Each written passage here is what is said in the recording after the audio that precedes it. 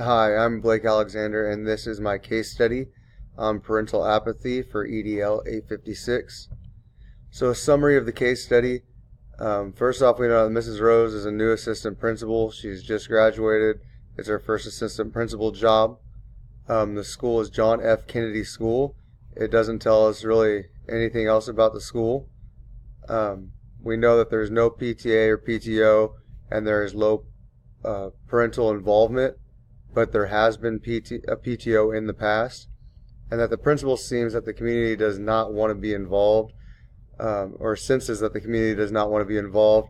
He thinks that it almost seems like he thinks it's kind of a waste of time to spend effort trying to get the parents more involved.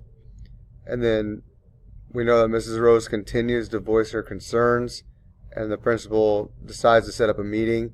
Only 8 parents showed up to the meeting, and now the principal is wanting to cancel the meeting, or doesn't really know if he should have it. So category 1, what do I know? So for the who, we know Mrs. Rose is the new assistant principal. We know that her principal, isn't real interested in trying to get parents involved. And then we also know that there are parents and the members of the community are an important part of this case study for things to go where they need to go. Where is this taking place? It's at John F. Kennedy School. It doesn't say what age the students are, or the city, or any demographics of the city. And then as far as the incident goes, we know Mrs. Rose wants to find a way to get parents and community involved, and the principal is not very optimistic about this. And then how would I handle this situation? So that's kind of where we're headed. So category 1B, what do I need to know? What has been tried in the past? It says that they had a PTO before. What were they doing then? What is being tried currently to help get more parental involvement? Also, what has been successful and what's not been successful? Who the leaders in the community are, because they can play a really important part in getting parents in the community involved. What organizations are in the community, and also the demographics of the community could help explain why there's low parent involvement. So category 1C, identify the problem. So the main problem is the lack of parental involvement at John F. Kennedy School.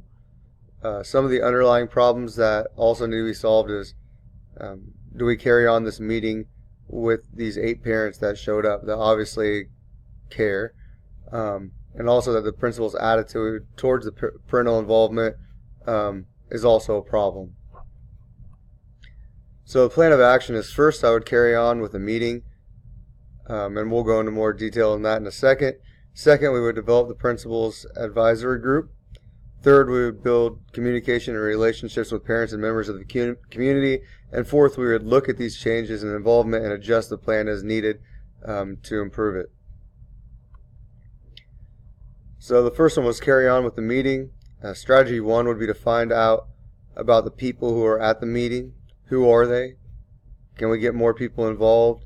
What organizations are they connected with? I feel like if they are coming to this meeting, they are interested, and it's a great start. That's 8 more parents than they had before. Strategy 2 would be to gather information from these people. So what's their view of the school? What do you think we need to be doing? Why do you think there's a lack of parent involvement? And also get some suggestions from them. And then the third would be to ask them if they would like to join a group, an advisory group, or any type of PTO if they have interest in that, and try to get them involved. And the second part of the action plan was to develop the principal's advisory group. So that would come from those members that we were just talking about. Also, we would talk about what other members could we get involved. Are we going to put teachers on this group so that they can communicate with these parents? And then the parents that are going to be on the group, and then what administrators are going to be at these meetings. And then set up regular times to meet. Are we going to meet monthly, quarterly, and just decide on a plan that works for everybody? Strategy number 2 would be to develop agendas for these meetings. I feel like this is important because it lays out an outline for what's going to be talked about, what people feel like is important that needs to be talked about. And then it can give ideas for the future. And then strategy 3 would be eventually expand this to more groups. So if we could get the people involved and get them there, then maybe we could get more parents involved. We could decide, hey, all right, so we're doing this. Maybe now you want to be part of PTO.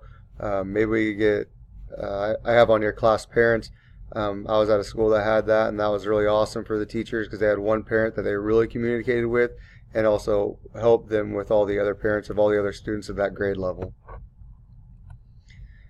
And then 3 was build on communication and develop relationships. So strategy 1 would be to use the information from the advisory group to come up with the best ways to reach parents. Some of these strategies could include social media, newsletters, meetings, events, and community functions. So this would just be ways like, hey, what's the best way to reach you guys? What's the best way to reach the people that you talk to? What's some ideas from you guys?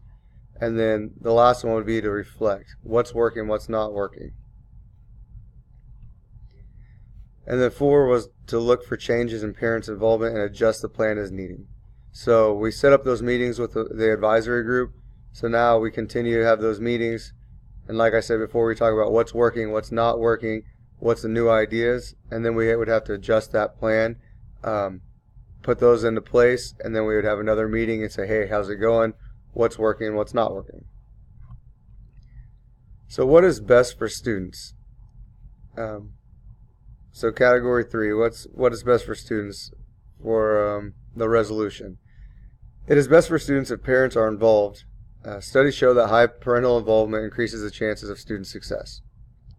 The resolution would be increase parental involvement through developing a plan with the principal and the community members. And some of the data that shows that is just that Mrs. Rose understands the importance of a comprehensive program for parental involvement. So that she just finished taking a community relations class. It was one of her last classes before she got her master's. And she understands the importance of that, and she's seen an opportunity to implement that at her school.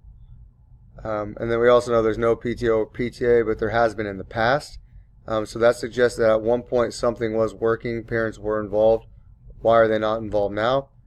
And then some other data that shows why we need to get the principal involved is because he seems like he's not interested. So category 4, what was I thinking, feeling, and valuing? I was thinking that there's opportunity for improvement.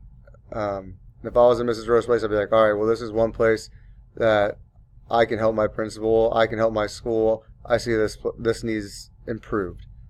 I was also thinking it may be tough to develop a good foundation of parents. Maybe the principal knows something that she doesn't know about the parents or about how they see the school. And then also, why is the principal pessimistic?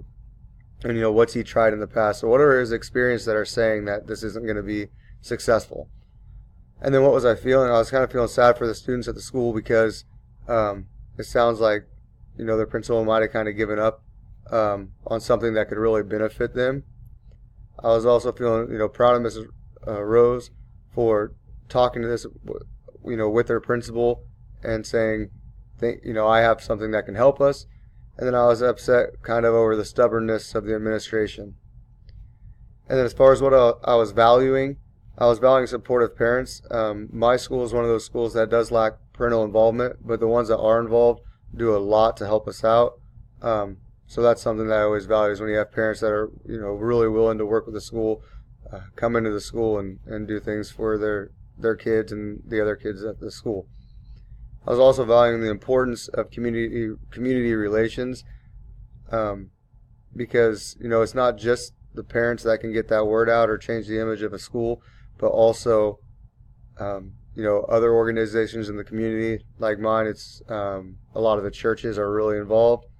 And then I was also valuing the use of teamwork to solve problems, and how Mrs. Rose, if she can get her principal to work with her on this, they could really come up with something that's beneficial. So what issues are still unresolved or open to further investigation? I put, will the parents at the meeting want to be involved? So we know we're going to have this meeting, we have all these plans, but they're there, but are they going to really want to be involved in what we're doing, and what's going to come of this group? Also, will the principal hinder the ability for these groups to move on? Is he going to say, hey, this isn't something I'm interested in, it's not something that's working? Is he going to stop this from happening? And also, are there any leaders or large organizations that you can get on board? So who can you get on board to help you reach these parents more? Who is a prominent leader in this community, and how can they help you? And then category 5, component 1, how did I promote the academic success for all students? By creating the advisory group and getting all stakeholders involved in the process. Like everybody says, it takes a village, and these are the teachers, administrators, and parents. And this communication isn't just to get parents coming to school, but also helping this communication between teachers and parents and the principal can also really help communicate students' academics and success, and get parents helping on their end, community members helping on their end to give students pride in their academics and help them be successful. And then also by collecting data from the community to better understand the students, we can develop the best education for them. So I always feel like understanding your students is going to help you tailor your lessons and what you're doing for it to be relatable to them. And that's one thing that really helps students, is being able to relate to what we're talking about. And then component 2, how did I promote the personal well-being of every student? By developing the principal's advisory group. This would help us, again, better understand our students, their needs, and where they're coming from. And then I also did this by improving the school's public image and creating a positive image of the school. If the community is having a more positive image, if the parents are having a more positive image, and they're relaying this to the students, then your students are going to have a more positive image, and it's ultimately going to help their well-being. And component 3, how did I promote communities of engagement for families and other stakeholders? My third step was to build communication and relationships with parent members of the community. And this was exploring ways to reach the parents and the community members, talking with them how we could better get them engaged in the school. And then also the fourth step was to look for changes in the parents' involvement and adjust this plan as needed. And this is just another way to keep communities engaged and to keep having more and more success as time goes on, reflecting on what's working, what's not working, and develop new ways to get them involved. And that's my presentation. Thank you for watching.